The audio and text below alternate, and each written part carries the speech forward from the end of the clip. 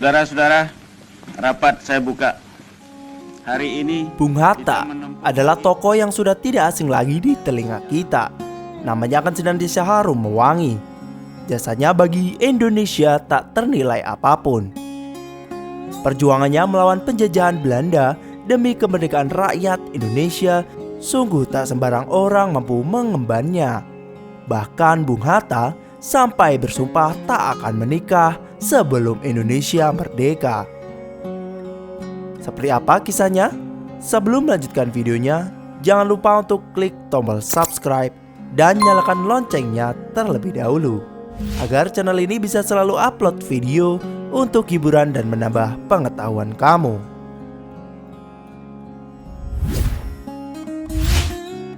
Ketika menjadi mahasiswa di Belanda, Muhammad Hatta selalu serius belajar. Sekalipun banyak mahasiswi mengaguminya, dia tak menunjukkan ketertarikan.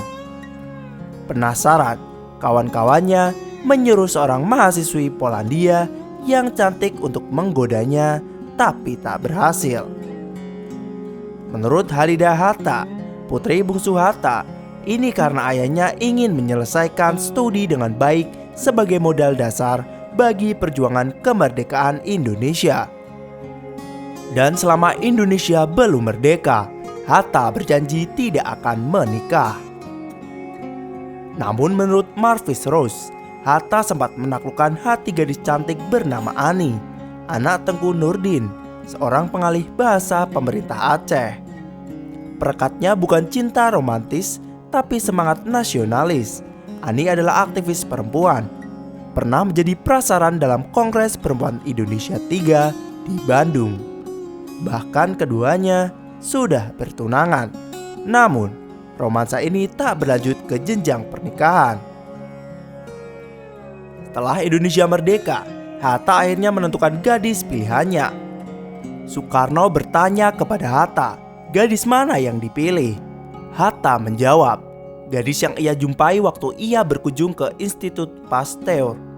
Tapi ia belum tahu namanya. Setelah Soekarno menyelidiki, ternyata gadis pilihan Hatta itu Rahmi, putri keluarga Rahim. Di tengah malam, ditemani R. Soeharto, Soekarno mendatangi rumah keluarga Rahim dan melamar Rahmi untuk Hatta. Pada 18 November 1945, Hatta menikahi Rahmi di sebuah villa di Megamendung, Bogor. Sebagai mas kawin, Hatta memberikan buku yang ditulisnya saat dibuang di Digul pada 1934, Alam Pikiran Yunani. Putri bungsu Hatta, Halida, menyebut Ani bertemu kali pertama dengan Hatta pada 1945 ketika Soekarno datang melamar Rahmi untuk Hatta.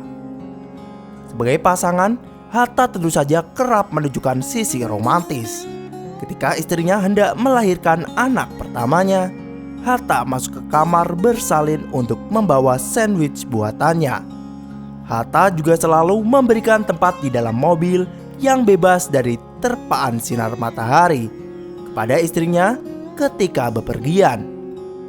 Namun, di depan anak-anaknya, mereka tak memperlihatkan bahasa tubuh yang romantis. Hatta juga punya perhatian terhadap fisik istrinya.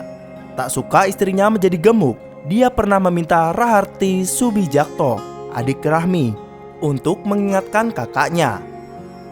Dalam pemikiran Bung Hatta, pembicaraan akrab di antara dua orang saudara perempuan akan melunakkan sensitivitas isu kegemukan. Selama mengarungi biduk rumah tangga, hidup mereka aman tentram dengan dikaruniai 3 anak perempuan. Meski terpaut usia 24 tahun, Rahmi bahagia dan setia mendampingi Hatta. Setiap kesempatan yang kami jalani, bersama terasa indah dan berharga seperti serangkaian permata yang berharga.